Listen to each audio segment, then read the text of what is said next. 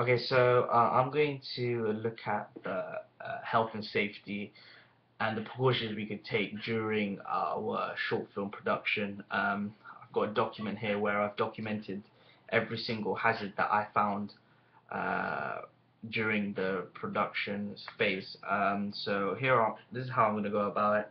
Step one, I'm going to look at the hazard. Step two, I'm going to decide who will be harmed from it. And then step three, I'm just going to evaluate the risk and how um, what the consequences of it will be. So the first hazard that I found was tripping over wires. So this is apparent throughout any production. Um, so I specifically found that who would be at risk at this point would be the camera operator and the actor. And the severity I found would be serious because if someone does trip over wires, they could really injure themselves.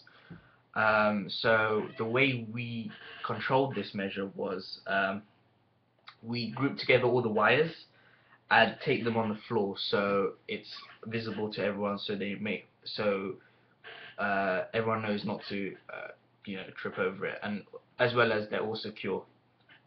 Okay, and the second hazard that I also found was filming in dark areas. There were specific scenes in our short film where it was kind of light wasn't there wasn't enough light. Again, who would be at risk of this? Again, it would be the camera operator and the actor. The severity is not serious, but it is a hazard and it can happen. So our production team lit up the area as much as we could and improve the site literally and prevent bumping into objects. So that was the main priority. So we moved all the objects away from everyone, make sure they weren't going to be in someone's way for them to trip. The third hazard would be loose, fragile objects. So specific scenes and rooms we used, there were fragile objects.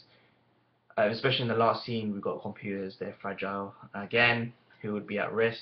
The camera operator and the actor. And I found the severity would be very serious. Um, so the way we prevented this was we removed objects that can easily be broken, just to prevent this altogether, as much as we could, and all make the camera operator and the actor aware of these objects in their surroundings. Alright, the fourth hazard was narrow spaces, corridors.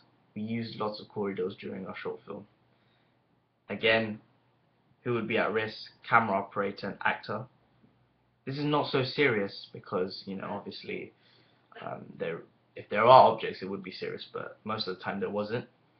How we prevented this was the amount of production team individuals in that space. So we kept it to one or two, not exceeding more, because the more people there is, the more likely you will trip over someone or something like that.